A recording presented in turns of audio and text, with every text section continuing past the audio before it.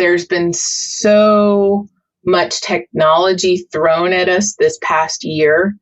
It's really important for people to sit back and reflect on who they are and what is working best for them, because these are all just tools that are out there, and we can strive to use them more efficiently and effectively.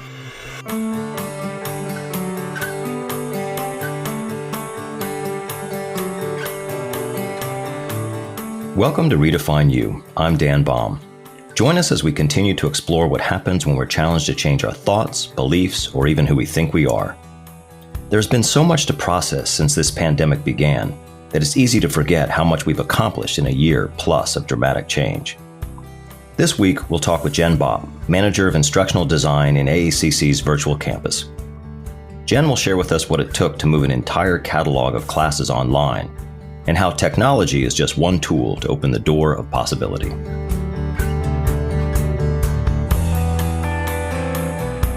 We want to welcome Jennifer Bopp, Manager of Instructional Design at AACC. Hi, Jenn. So good to talk to you. Hi, Dan. Thanks for having me today. How are you holding up during this pandemic? Oh, well, we've gotten a lot of work done in the virtual campus, and from the homestead perspective, we're homeschooling our 10-year-old son, and that's been a great experience. We just were able to go to a field trip yesterday, which was nice, one of the first for the year. And a couple of weeks ago, we went to another homeschooling field trip, which was visiting an exotic animal farm. So I made some friends with some alpacas and, zebras. I don't know. There's all kinds of, I even got to pet a sloth. Oh, wow. Well, good. I'm glad everyone's doing well. That's great. Yeah. So what exactly is instructional design?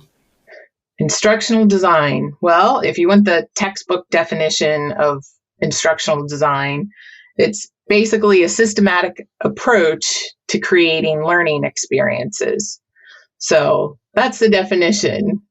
However, when you are an instructional designer, you do many things, from computer technology support aspect to faculty training. There's just a realm of things that you focus on, which makes it really interesting. I'm sure this was an interesting year, but talk to me about pre-COVID. What was your primary focus as an instructional designer, and what was the volume like in terms of the amount of things that you were helping to design? Pre-COVID, it was, sometimes it was like pulling teeth, getting folks to come to our table and have a discussion about how we can improve the student experience, and change what they've been doing in the learning management system. We were doing the same old thing with our asynchronous courses. Asynchronous meaning that they're fully 100% online, not necessarily self-paced. There's due dates that go along with that. So it was a lot of the same. We've been doing this for quite some time now, and so that was pre-COVID. And then presumably getting pretty good at it. You've been doing it for a while. Of course. In the same way. So then COVID hits. So what's it been like? Well, actually, take me back to the shift that was required basically a year ago, spring of 2020. Sure. So spring of 2020, the idea was that everybody had to move online, right? And there were some faculty and courses that have never been taught fully online. So we really needed to get them on board and get them in a process to make a quality course that they could then teach for the summer or for the fall, and kind of actually midstream, right? Because we were on spring break, and all of a sudden they said, well, we're all going online from here on out. First we had 50, then we had 100. And when it's all said and done, by 2021, we had practically 150 courses that we had converted to fully 100% online, or also they may have had an online sync component. So it has been quite a journey this past year, quite a journey for everyone, not just the virtual campus or instructional design. It's been a journey for faculty and students, of course, and staff as well. What makes for the ideal where you can step back and say that project or that course was a success? What determines that? What does that look like for you? Well, we do have 50 quality standards that focus on, technology, content and design, accessibility is a big one. There's different categories that we look at to say, oh, this one is really strong in accessibility. However, when it comes to engagement, they could use a few more interactions with students, or different tools that they may need to use. So you have some clear benchmarks that you're shooting for and able to measure. Absolutely. So what are some of the challenges faculty face when designing a course or converting a course to online instruction? Well, one, I think a lot of times it's the technology that tends to be the obstacle for them. They don't truly understand what the technology can be used for. And really, we want the technology to be used as a tool. And the faculty focus is teaching, right? So if we can create a course design that allows the teacher to actually provide more feedback to students and,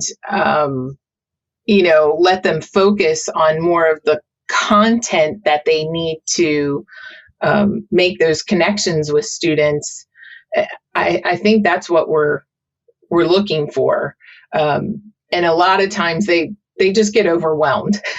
Faculty, they're teaching multiple courses, and it takes a lot of time to work on these courses. That is one of the obstacles as well. Technology and time, those, don't let those get in the way. With the pandemic, we were able to provide resources to faculty to help them, during this process. And that was really key. And I'm just so excited that we were able to have, I always say it's my dream, right? To have everybody come to the table and we can design help design your course. And that's what happened. I just didn't expect it all to come at the same time. Yeah, you had the technology and then you had the will, right? But you didn't have quite the time that you wanted. It sounds like it was all sped up so quickly. What about challenges for students when they're first taking an online course? What are some of the challenges that they face? There's a lot of myths out there in regards to students. A lot of students think, oh, it's online, it'll be easier. That's not the case. It really takes a lot of self-discipline and time management skills. You need to know how to, look at resources and connect with your instructor. That's one of the keys here is the connection with the instructors. If you have to make that from the beginning of the course, or you may have already lost the student. So it's really key to have them in the course and making those connections, not only at the beginning, but throughout the whole term, and to make those connections with each other. We're hearing this theme of connection a lot as I'm talking to people during the pandemic.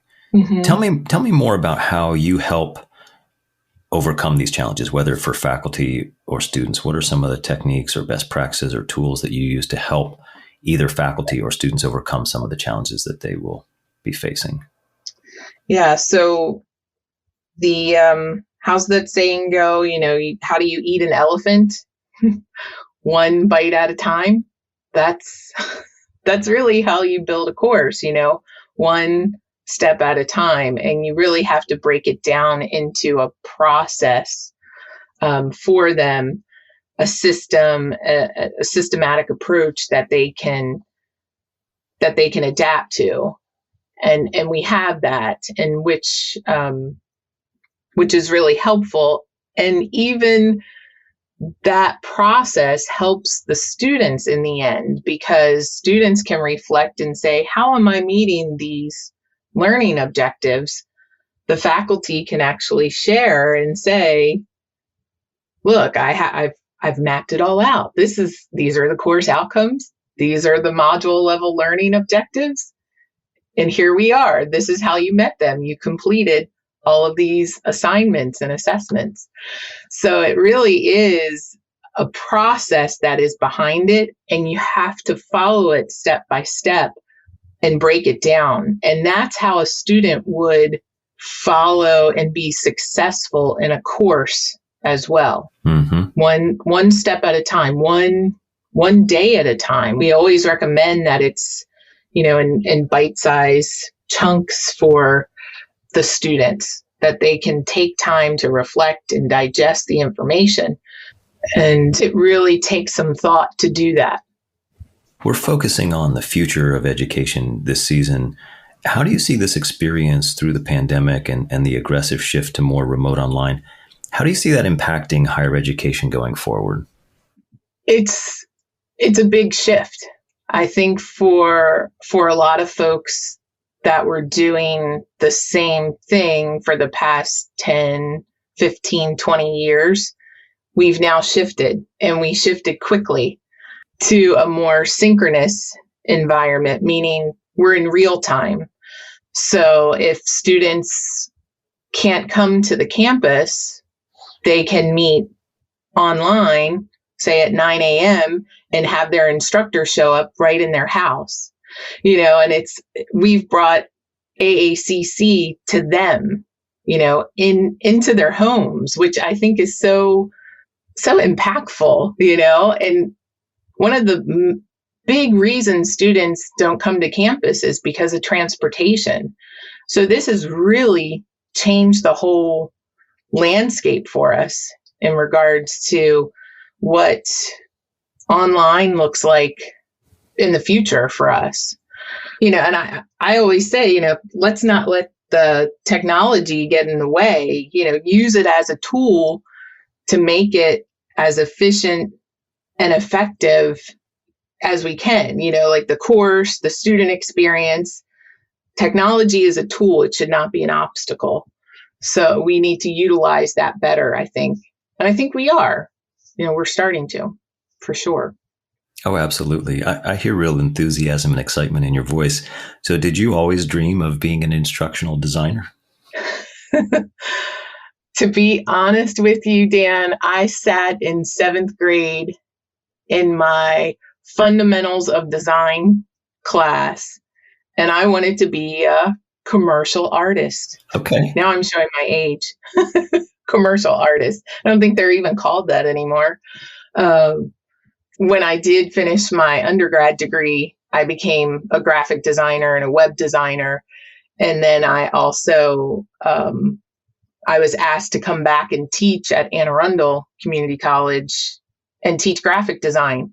And I did that. And I could not believe how much I loved it. I thought, oh my gosh, I love this teaching thing. I need to do this forever. And it was just a natural step for me to get my master's in educational technology and marry the two. So I married design and technology together. And I was still teaching at Anne Arundel, and the instructional design position opened up, and I jumped on it. So, and here I am 20 years later. Awesome. Yeah. But to come back to teach, then you had already been at Anne Arundel. So you started at AACC. Yes. And I was a first generation student at Anne Arundel as well. Wow. Fantastic. Yeah. It's home to me. Well, clearly at that start of your career, you redefined yourself. A graphic designer's view of the world is a little different than instructional design. How about since then? Have you continued to redefine yourself? And if so, how? Well, at Anne Arundel, we have the engagement coach program, and I did finish the engagement coaching program in 2018, and I received my ICF certification in fall of 2019, right before the pandemic and all hit. So I'm just so grateful that I have that skill set, because boy, did I need it, right? I mean, I was meeting with faculty one-on-one and with staff and colleagues, I mean, nonstop. And I pull those coaching skills in whenever I can.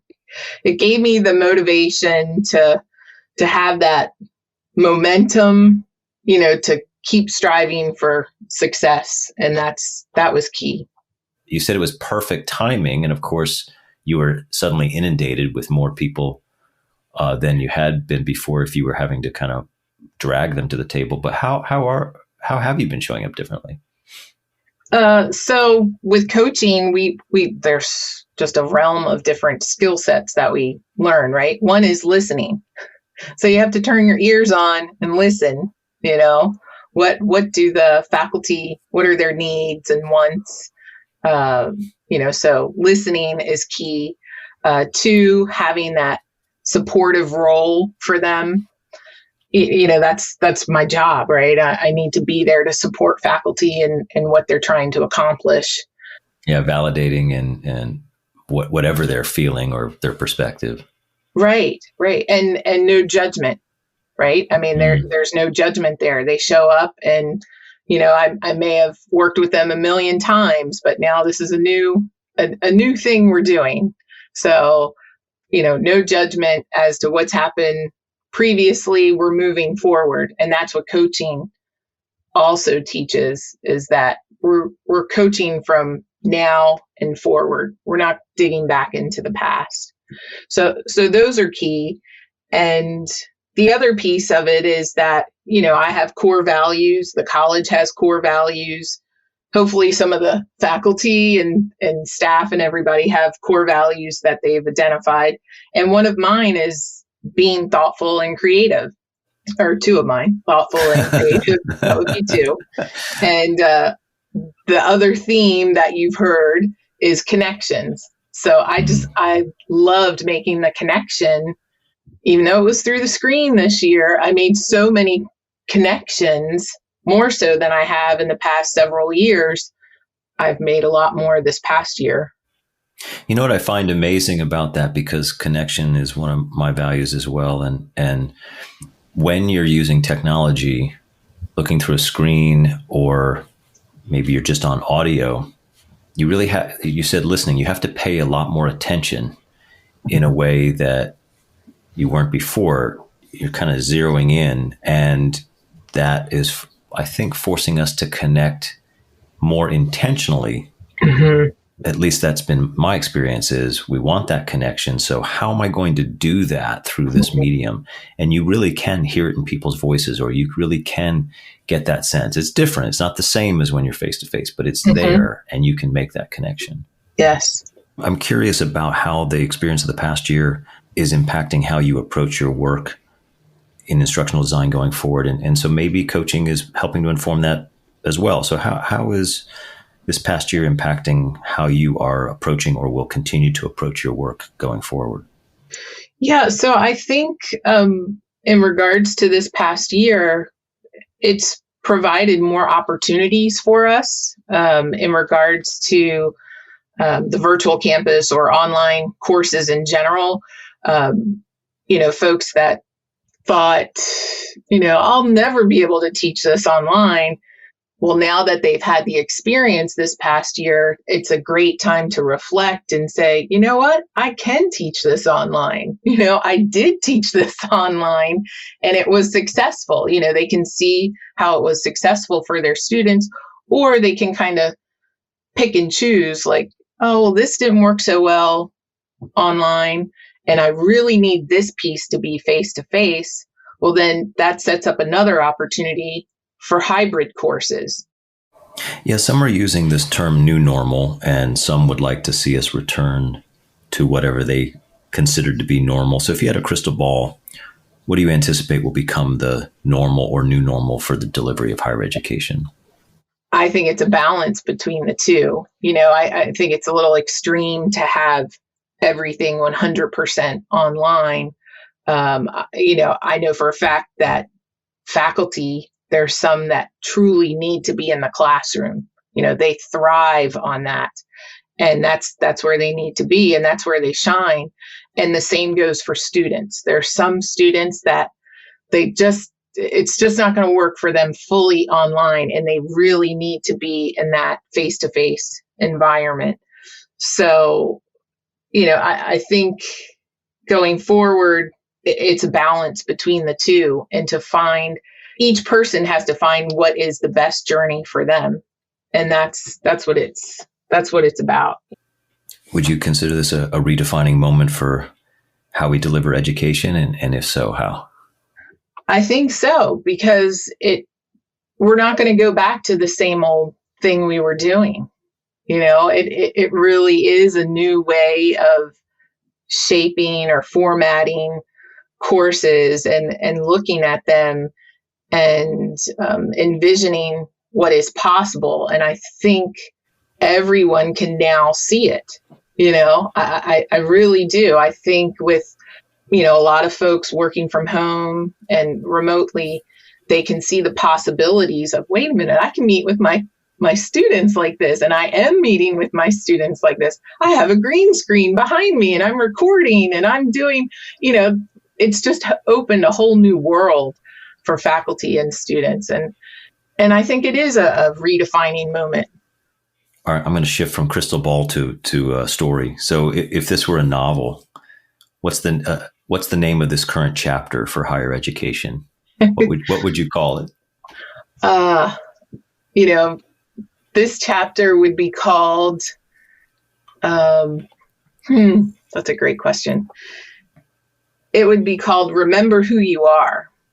And I say that because there's been so much technology thrown at us this past year. It's really important for people to sit back and reflect on who they are and what is working best for them, whether you're an instructor or a student or a staff member, what works best for you.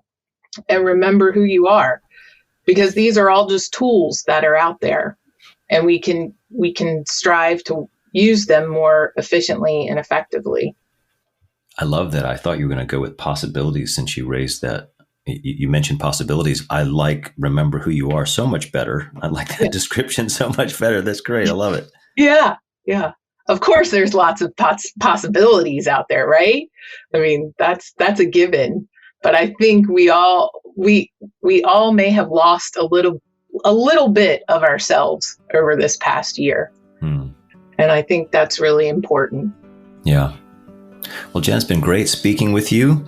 And thank you for all that you're doing, first for our faculty in helping them through this time, and then by extension, our students, our colleagues, and community. Take care and be well. Thank you so much, Dan. It was great.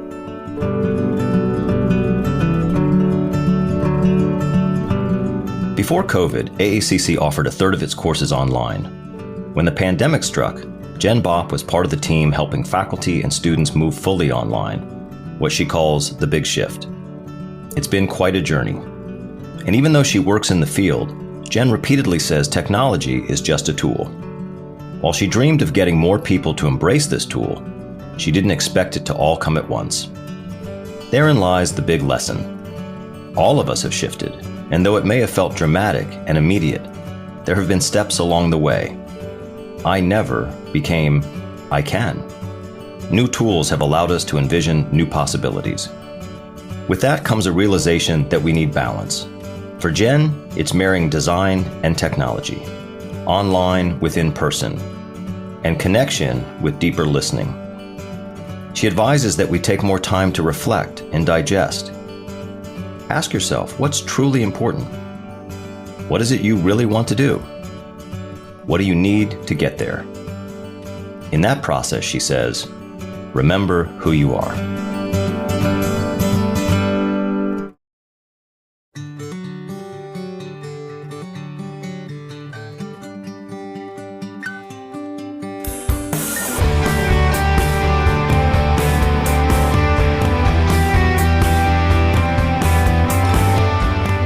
Redefine You is a production of Arundel Community College. Our executive producer is Allison Baumbush. Our producer is Jeremiah Pravat, and our writer, Amy Carr Willard. Others who help with this podcast include Amanda Behrens, Angie Hamlet, Ben Pierce, and Alicia Renahan. Special thanks to Jenn Bopp. Find show notes, how to subscribe, and other extras on our website, aacc.edu/podcast. I'm your host and creator of this podcast, Dan Baum. Thanks for listening.